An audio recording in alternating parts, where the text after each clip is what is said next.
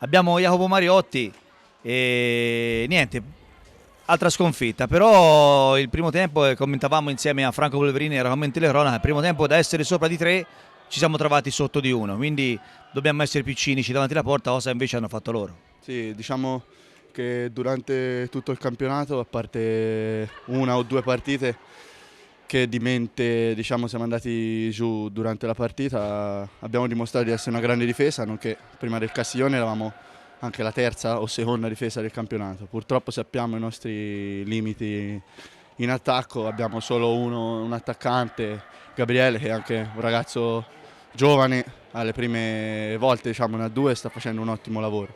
Purtroppo davanti ovviamente non c'è nessun altro, di conseguenza noi diamo tutto.